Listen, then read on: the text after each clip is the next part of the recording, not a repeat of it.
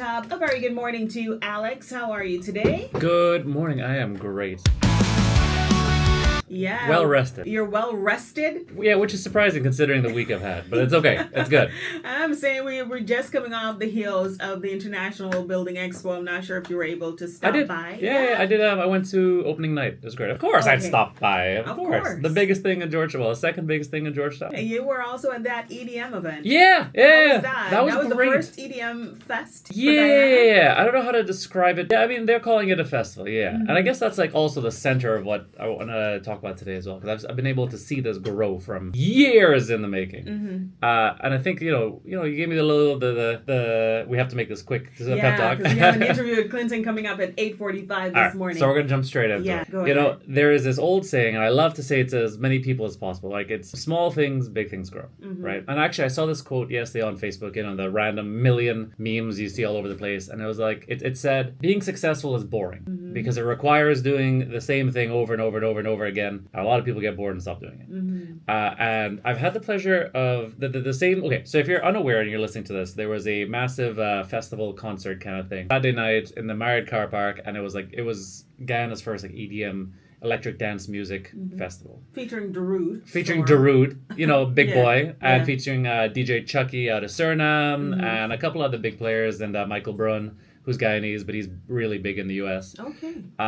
And the real story behind this, though, is like it's really easy to look at it and be like, oh, like he's always been doing great, the big things, or that looks so easy, or like kind of looking at it and discounting the fact, like the journey that it's taken to get here. Like I've known Tariq, for instance, for years. Tariq and Rosanna, the couple that put it together. I'll admit fault years ago when Tariq first started doing these events because he really likes dance music, and it's not really a big thing, and it's probably still not really a big thing in Ghana yet, but it's growing, right? It has a niche audience. Well, years ago, I remember when he first started doing these little parties, right? Because like, how do you go? You don't wake up one day and do a massive festival, right? You may look like you wake up one day and do a massive festival, but he's been doing parties 3 or 4 times a year, or like major-ish events for the last 3 or 4 years at least. And that was kind of like market research. You would But assume. not even no, it's not even market research. Like how if it's crazy to think about, but that massive festival with like international artists, but also international producers and like everybody who came in, like the team that came and built the stage is from Suriname. Like it was a massive regional effort, but it wasn't testing the market. It was literally you had to do all the little things. Like it started because he's a kid with not a lot of resources, right? But with a dream years ago. So he starts doing one party and convinces some people to come. That's cool. And then every party just gets slowly bigger and bigger and bigger because you're trying to turn $1 into the multi-million-dollar effort that was Saturday night. It's I guess the what I'm trying to say is that the lesson of the story is from small things, big things grow. 4 years ago, again, I looked at it thinking, I don't know what you're doing. Like, I mean, it's cool. I don't know what you're doing. But he believed, right? And then you do the first one. And then you do the second one. And then by the third or fourth one, I was definitely a believer in what he was doing. And he started to attract the same sort of people, right? Yeah. And then there's, for instance, there's and like he's done a couple things really smart. Like, for instance, he's built this is a lesson for any entrepreneur out there. It's not just a party brand or something. He's built this kind of movement, and there's a WhatsApp, a massive WhatsApp group that has I want to say it's like 1,000 people in it right now. It's very, very interactive and very, engaging. So you're not just selling tickets to an event. You're he'll tell you he's creating a movement kind of thing, but it's the way that you build loyal customers, you make them feel part of it, and you make them feel, as if they're in the inside loop. Anyway, the point of the story is you start with one little party, and then a little party, then a little party, then a little party, then a little party, then a little party, but each one slowly getting it's the same thing with increasing like an interest rate, compounding interest in your bank account. All right, you start with $100. All right, well, next year you'll earn 3%, you'll have 103. But then next year, you earn 3% of the 103, and then so and so and so on. It doesn't sound like a lot at first, but in 20 years or 30 years or whatever it is, suddenly it's worth 100,000, and you're like, Yeah. But again, it takes It snowballs yeah, into something but that's... it starts small. And there's a lot of people that are out there embarrassed to start small. And you know who wasn't embarrassed? The kid who put together that massive festival on Saturday. To build anything big, you got to do something kind of embarrassing at first, and then Do the cringe stuff. you gotta be cringe. If you're not embarrassed by your first product or the first version of your product, then you didn't bet on yourself enough. But that's the lesson is don't be embarrassed. It's gonna be embarrassing, but just do the smallest, best version you can, and then do it again, and then do it again, and then learn because I'm sure the first couple couple weren't perfect, and then do it again. I said, and improve Yeah. upon the idea. I want to say like last March I went to, they were calling it a boiler room event, which was just at the same organization, same guys, and they had a event in like just a room that you could rent for parties at GMRC. Again, to think that you came from just a room with a couple lights and a DJ little booth to this, you attract people. People start to see the vision. You gain your momentum. Then you find backers. Then you find people who want to write you a check. And like, there's all sorts of exciting things. But it all begins with betting on yourself, believing in it, showing up every single day, and then putting yourself out there. And then just do it again, and then again, and then guess what? Again, just keep going and going and going to a point where it is impossible. You make it impossible for people to ignore you, and then you just keep going, and then you attract a crowd. The amount of people that I've seen, like the amount of posts that I've seen after Saturday night, of just like people who you wouldn't really associate with, like, and people who will even admit in their Facebook posts that EDM isn't really their thing, but yeah, they loved it. It was a great time, great energy, and it was just amazing to see people do what they love. All right, that's today's lesson. Alex, thank you so much for stopping by. I know we kind of had to rush through our conversation today, but we appreciate you nonetheless being in studio with us. For folks once again who'd like to continue supporting you and keeping up with all of that you do on a daily and weekly basis, how can we follow you on social media? We'll keep it super short. Go just ahead. find Alex Power, just then you'll find me everywhere. I'm absolutely everywhere these days. Type Alex Power in the search bar and his You'll figure it pages out. will pop up. Good morning and welcome to my life. I have a problem, and the problem looks like this. This is what you would call $1 million problem. Well, kind of. And here's the issue. These are our awesome new protein stuffed cookie products for Nutrition Guyana called Hangry Boy. And they're gonna fly off the shelf. The problem is they're too expensive. And I'm not saying like I'm price gouging or anything, right? They're just a premium product, and by the time they landed in Guyana, by the time I paid duty, by the rough math, or the not so rough math, means that they cost me landed right now, not even including warehouse space, which I happen to already own, landed, they cost 600 Guyana dollars a piece, $2.90 US cents, which is enough money. Now, that means to get decent margin, for full retail, like thank God I'm not trying to distribute this thing because I'd make zero, I'd lose money. Now, very fortunately, with my partnership with Space Gym, we can retail them directly through them, through our partnership with little overhead. And as you guys know, who've been following the journey, but to do all right, we have to charge 1,200, 1,500 Guyana dollars, and that I can't sit with. It's not gonna go well. So I think we're gonna charge 1,000 Guyana dollars a cookie. Let me show you what it looks like. This here is the box. This here is the product, right? It has 14 grams of protein. It's got low sugar. It's gluten-free, naturally sweetened. It's got collagen. It is a great product. But even I know for 1,000 Guyana dollars or 5 US, we're kind of creeping towards the ceiling of what we could.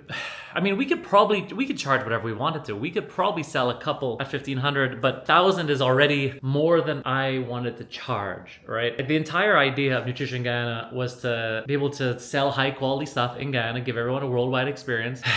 It's hard. So with these bad boys, I'm thinking the strategy is gonna have to be, let me put this back because I need to sell this. The strategy is gonna have to be, we sell them for 1,000, we try and make a nice round neat number, and then next time around I'll just try and negotiate better with the producer or with our distributor, maybe order more, get better pricing, and just try and keep it at 1,000, right? Wrestle everybody to keep it at 1,000 so that the people who can get good stuff at a reasonable price. And then if we could bring our cost down, our first cost down, which is the product cost, then maybe we can start to lower the price for the consumer, because we're not trying to make $1 billion here. I'm just trying not to lose money. And when I say this is $1 million problem, I have 1,000 stuffed Oreos in these boxes, 1,000 each, so 1,000 times 1,000 is $1 million problem. Anyway, enough ranting and raving about prices. Now you kind of understand where I'm coming from.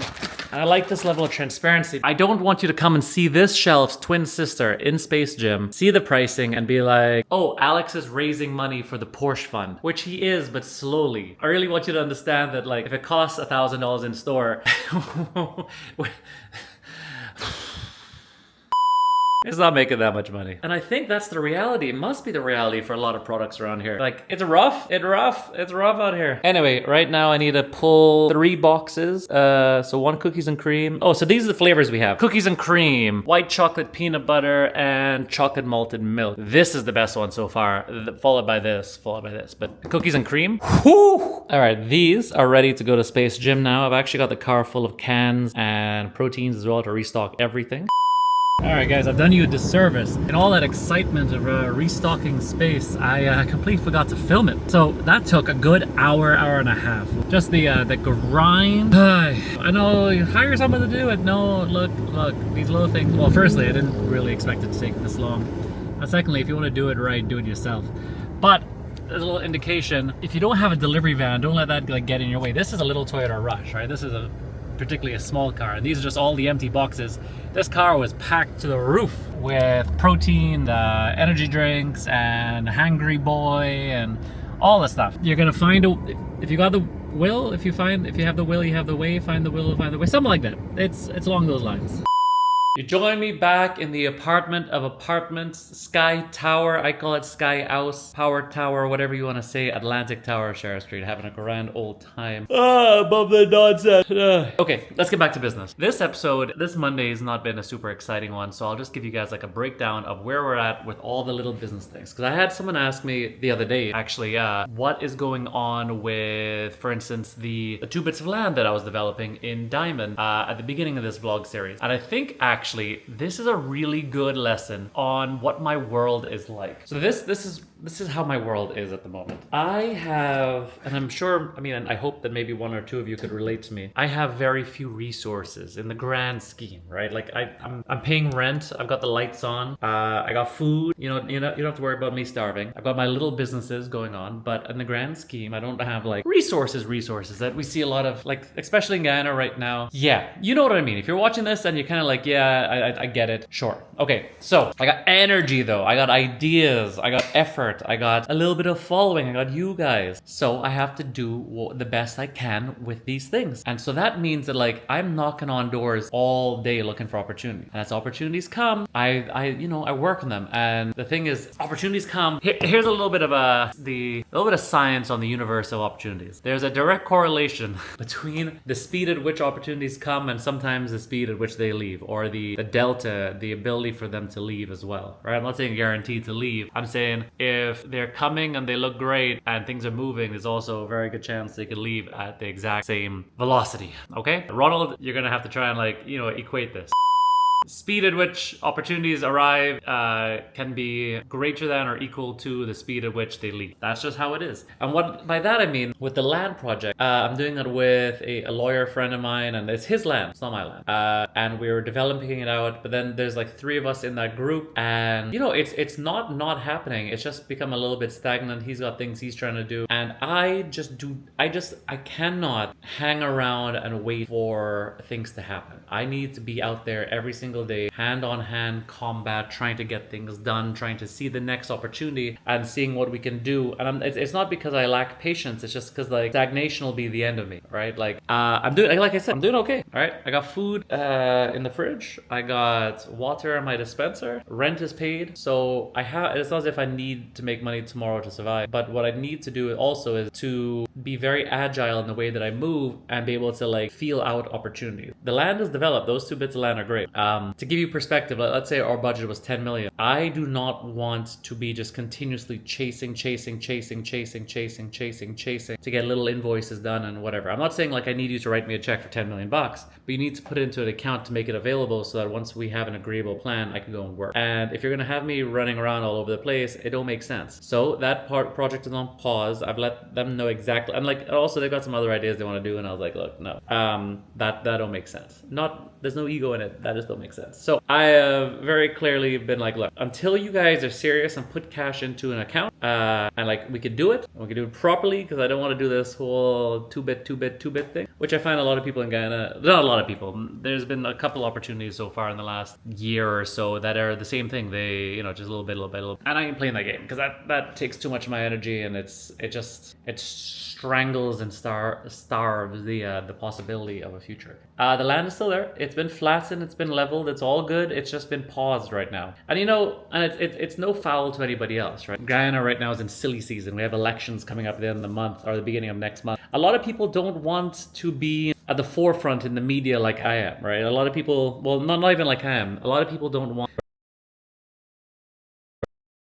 elections for whatever reason. I think maybe because just in case something happens, right? I don't think it will. I think we know what's going to happen, but just in case, And this isn't me. I've just gotten the general vibe from the general business populace that just in case something crazy happens, results-wise, they don't want to be spending big money before elections. You can string those 2 points together. Let's see what I mean. But yeah, so there's a lot of things just going on, a lot of dynamics, and that's them dynamic. I don't really care about that. I just want to do good work, and I want to do it now. So as a personal integrity and emotional integrity, and trying to keep myself, rolling and going well, if we don't have I don't create any illusions or delusions. My value in the projects right now is I got oomph. I got game. I'll be there 26 hours a day kind of thing, right? And I got ideas and I I've had a lot of worldwide experiences, so I could do lots of cool work, right? I just don't have, let's say, $1 million US to be able to build this and this and this. But the terms of anything that I work on has to be beneficial to me, and has to also make things easy, right? Not easy, but yeah, again, I'm kind of whining. I'm just trying to give you an idea of where that is. So the Diamond Land project is still on. It's just on pause. It's on a back burner. Matter is out of my own control. So I've just been look, when y'all figure out what you're doing, which we know what we're doing, but anyway, you know what I mean. Caribbean Cocktail is good. So if you don't know, if you just tune in, I do dehydrated fruits. Ronald, if you you can just throw that up right now. For bars and for bars and restaurants, we do cocktail garnish. That's very okay. It's not a great business, but that's also been stagnated for a little bit. We just had a lot of production that we were going through, and then moving into a different facility. It's a whole different thing. Just slowly. Nutrition Ghana is going great. It's just a little thing that ticks over by itself. It's not gonna make $10 billion a month, but it's good. I'm very happy with that so far, and we can always expand on that. And then my consulting, as you guys know, I do one-on-one consulting. There's a link in my social bios. That's good. And I'm working on a couple things. I've got a couple things up my little sleeves here, up my sleeve, that you're gonna know about when you know about. So yeah, that's about it. I saw a comment on one of my last videos asking about what happened to the Land and Diamond. That's what's happened. I've just kind of wanted to be a little bit more transparent with you guys as well. I am in a place in my life where I cannot afford to be dragged along, right? If you want my time and my attention, you gotta be serious, and if not, I literally have to move on to the next thing. Just because, again, I can't waste time. Rent's paid this month, rent's paid next month. Beyond that, I don't know. But you know what I mean. I think everybody understands. Everybody has been or is going through it, a part in their life where you gotta just keep hustling and working. So to be dragged along for another year and do nothing. So yeah, might sound ruthless, might sound crazy, might sound, I don't know, but that's how it is. All right, guys. I hope this gave you a little bit more insight into what my world is like, right? Again, opportunities, though, this entire social media thing, I've had a lot of fun with, and I seeing your messages and seeing if people saying that I help motivate them and stuff. That's amazing, and I really appreciate all of it. But if I could give you any one piece of advice, this entire thing, right? The entire name of the game for me right now is I don't know about you. I wasn't born into a family that has 10,000 million acres or 6 apartment buildings or 10 warehouses on Regent Street that they rent out and they get, free money from, basically.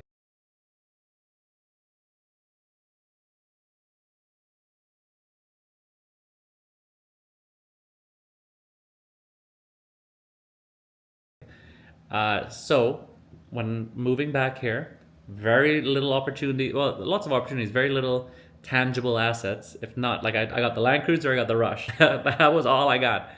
So the name of the game is to turn positive attention through my social media, not necessarily through YouTube that you're watching right now, but through TikTok and Instagram, and then turn that opportunities. So positive attention into opportunities. Going good. But now we gotta figure out what opportunities are good. Like with the Diamond Land, seem good, but they're not following through. So gotta move on to the next and start vetting other things. I would say that I say no to about, say for every 99 that come across my desk, I'll say maybe to 1. But you gotta keep going. Just gotta keep going. And that's what I recommend to anybody watching this and listening to this. Just keep going. Positive attention equals opportunities, especially again. All right, guys, thank you so much for liking, subscribing, and joining me on this journey. Without you, literally none of this is possible. All right, I'll see you tomorrow. All right, bye.